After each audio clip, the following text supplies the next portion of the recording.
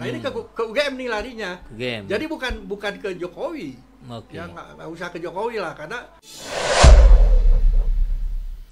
yang menarik perhatian publik selama ini dari dulu sampai sekarang ijazah palsu Jokowi. Nah, ini kan yang dipersoalkan PDIP bukan ijazah palsu, tapi perlawanan hukum lah, pelanggaran hukum. Nah, tapi desakan ini juga kuat, Pak. Apakah memungkinkan nggak sih dalam satu kasus hukum ini dibarengin? Misalkan kan bukan hanya kalau tokoh-tokoh yang lain kan sudah banyak juga yang menggugat nih, mulai dari IBHRS dan kawan-kawan menggugat kebohongan, rangkaian kebohongan Jokowi, kemudian Edi Mulyadi CS sama lah sudah, Edi Mulyadi. Nah, dalam banyak kasus gugatan itu memungkinkan nggak ini kan diproses kalau satu-satu kan jadi semakin banyak atau bagaimana sih biasanya termasuk dengan ijazah palsu? Ya. Peluang untuk masalah mempersoalkan ijazah palsu memang bisa di ranah pidana. Dan itu ya kalau nggak salah sekarang Bung Egy dan kawan-kawan itu udah laporkan ke Barreskrim. Lagi ya, karena dulu udah. Dilaporkan lagi. Terus ada yang gugatan perdata tadi seperti yang aku katakan terhadap ijazah palsu ini. Saya melihat ada satu peluang lagi nih sebetulnya ya. Yang bisa dilakukan terhadap atau upaya untuk membuka ijazah palsu ini, yaitu melalui kita punya undang-undang keterbukaan informasi dan punya komisi keterbukaan informasi publik. Nah, ini badan atau komisi ini bisa kita manfaatkan. Caranya bagaimana? Ya kita prosesnya, ini proses garis besarnya aja. Kita bisa mensomasi, meminta untuk meminta audiensi dulu lah, ya baik-baiklah ke UGM. Nah ini ke UGM nih larinya. Jadi bukan ke Jokowi, ya nggak usah ke Jokowi lah, karena Jokowi sekarang sudah tidak menjabat di institusi penyelenggara negara. Nggak bisa. Ini harus ke UGM. Kenapa UGM? Itu yang melahirkan katanya ijazah Jokowi itu, insinyurnya dari UGM. Nah, masyarakat atau siapapun juga bisa meminta informasi kepada UGM. UGM ya sebagai badan publik tentu saja ya, sebagai universitas negeri itu berkewajiban menurut Undang-Undang Keterbukaan Informasi memberikan informasi terkait dengan ijazahnya Jokowi. Nah, seingat saya Pak Dinin dulu tuh pernah dijawab itu oleh UGM. Kalau nggak salah rektornya yang bicara langsung menjawab di media, ada ini disampaikan bahwa ijazahnya asli dan sebagainya, tapi tidak ditunjukkan. Nah, kalau ini maksudnya bagaimana? Apakah kalau ini maksudnya resmi nih, formal nih, ada prosesnya yang disebut proses mediasi dan atau adjudikasi. Tapi hampir mirip nantinya kalau tidak terbuka UGM. Nah, makanya harus ada permintaan audiensi. Bahkan nanti ada permintaan, ada somasi kepada UGM. Kalau dia tadi mengatakan bahwa ini asli, tapi ya kami nggak bisa buka sih misalnya gitu ya. Itu harus disomasi. Saya pernah mendengar memang salah satu ada salah satu pengacara ya yang mengatakan bahwa itu hak pribadi, masuk kepada kualifikasi hak pribadi ijazah itu yang bisa saja itu tidak dibuka. Kalau menurut saya itu kalau Jokowi ya sebagai orang biasa ya ada orang yang ujuk-ujuk ke UGM minta ini betul nggak boleh UGM melakukan itu. Tapi ketika ijazah itu digunakan untuk kepentingan publik, kepentingan masyarakat nantinya ya berhubungan dengan kepentingan masyarakat, yaitu dia untuk jadi presiden misalnya mengajukan juga ijazah quote and quote palsu misalnya ya.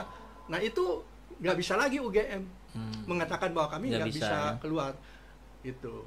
Jadi harus dengan undang-undang keterbukaan informasi harus. Nah kalau ini nggak mau, UGM tetap ya merasa bahwa nggak perlu kami buka bla bla bla alasannya seperti itu. Nah, kita ajukan gugatan melalui Komisi Keterbukaan Informasi Publik. Ini lembaga independen. Berarti yang digugatnya UGM-nya? UGM-nya. Ya, termohon, pemohon istilahnya. Ya. Nah, itu di komisi itulah dibuka dalam sebuah proses sidang biasa. Adjudikasi itu. Ya, di situ ada mediasi dulu, segala harus dibuka di situ. UGM nggak bisa tidak. Sebab kalau enggak nanti putusannya ya UGM tidak bisa buktikan adanya ijazah palsu kan. Rugi buat UGM ya rugi buat Jokowi kalau enggak dibuka. Makanya ini sebetulnya masalah yang ringan, sederhana, enteng dan sebagainya gitu. Tinggal dibawa, udah ya. Apa susahnya? Kita juga semua jadi curiga. Kenapa semua jadi mempersulit? Nah, Pak Dindin, anggaplah itu sudah terbuka dan terbukti betul ijazah Jokowi palsu. Implikasinya apa, Pak Dindin dengan Ya implikasinya tentu saja kalau saya tidak ingin berandai-andai terlalu jauh dulu ya. Ini perlu satu pengkajian yang mendalam. Ada yang mengatakan bahwa semua keputusan presiden batal karena dia kan tidak capable, tidak sah menjadi presiden. Tapi paling tidak saya yang paling dekat dulu lah. Ya namanya orang yang meminta atau yang membuat ijazah palsu itu, yaitu konteksnya masuk pada ranah pidana. Kita harus mempertanggungjawabkan secara pidana, baik yang meminta maupun yang mengerjakan. Ya UGM juga hati-hati, ya bisa terkena. UGM tentu dalam konteks oknum. Ya waktu itu siapa kita tidak tahu. Ya itu yang dampak pidananya bisa ke Jokowi kalau terbukti palsu oknum UGM dan yang terkait ya. Yang terkait. Kalau ke yang lain-lain itu belum bisa ini tadi harus dikaji dulu secara mendalam. Itu perlu pengkajian yang lebih mendalam lagi ya. Dampaknya akan luar biasa kalau sampai ada kesimpulan bahwa ijazah palsu itu membuat tidak sah Jokowi menjadi presiden. Bayangin aja semua keputusan tidak sah kan. Itu itu perlu kajian yang mendalam para ahli yang khusus. Tapi paling tidak saya ingin dari sisi yang lebih dekat saja. Orang yang melakukan perbuatan melawan hukum, perbuatan pelanggaran hukum ya tetap harus bertanggung jawab terhadap itu.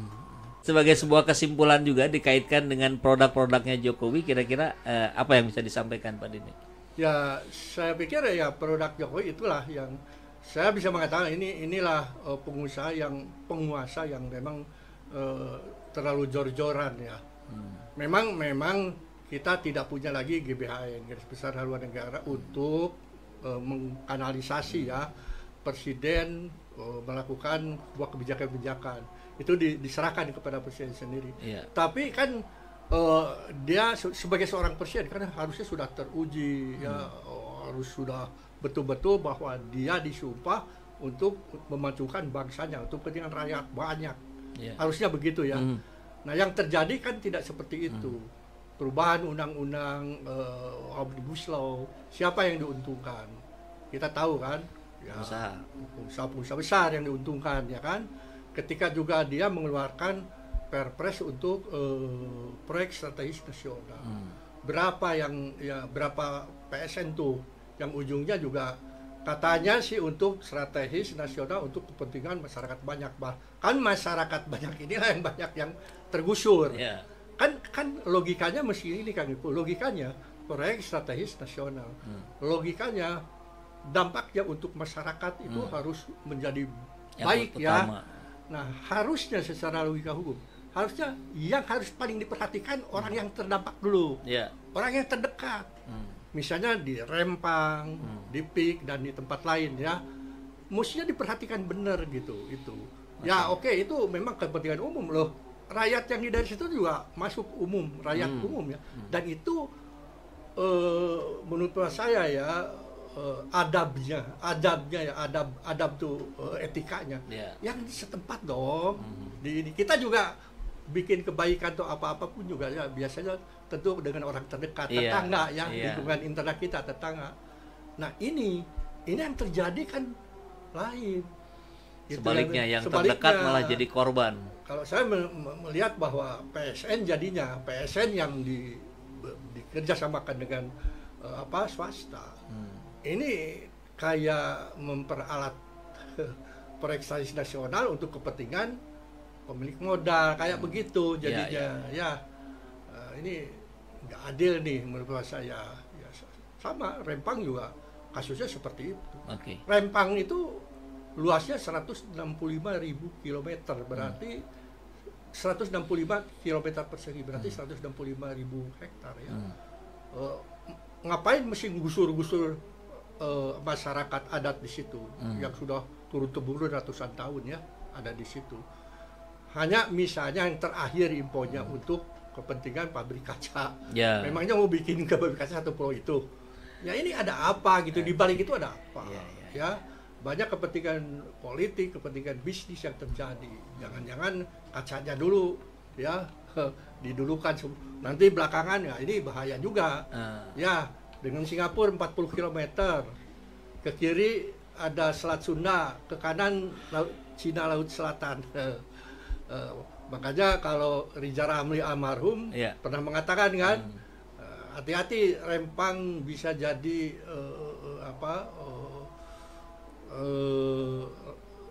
tempat untuk ini militer itu apa? Pangkalan militer. Pangkalan militer katanya. Ya itu harus diwaspadai memang. Baik. Jadi mudah-mudahan yang dilakukan PDIP dilanjutkan ke pengadilan agar terbukti secara adil apa-apa yang sudah diperbuat oleh mantan Presiden Joko Widodo, Pak ya. Dan produk-produknya termasuk PSN itu bisa dievaluasi secara total dan dianulir lah kalau memang tidak mengedepankan kepentingan rakyat. PSN-nya sendiri. Jadi kita berharap itu tentu kepada presiden kita hari ini, Prabowo Subianto, Pak ya. Baik.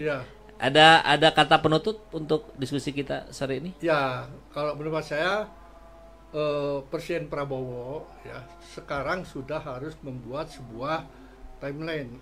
Agenda yang jelas ya. Mana yang harus diselesaikan terlebih dahulu. Tentu masalah-masalah ekonomi itu menjadi prioritas kan. Ini untuk kepentingan rakyat ya, masyarakat. Tapi masalah-masalah sisa rejim yang lama ini nggak bisa gitu. Terlalu lama dibiarkan. Itu dia harus segera melakukan action, misalnya yang paling dekat tadi soal PSN itu yang bermasalah. Itu berikutnya ya bisa ke yang lain-lain, termasuk pemberantasan korupsi harus jelas. Ya. Baik. Kira itu. Terima kasih banyak Pak Didin. Bersamaan dengan azan maghrib di Kota Bandung, kita sudahi diskusi kita. Insya Allah kita akan lanjutkan dengan tema-tema yang lain yang lebih menarik bersama Pak Didin S. Maulani. Assalamualaikum warahmatullahi wabarakatuh. Waalaikumsalam.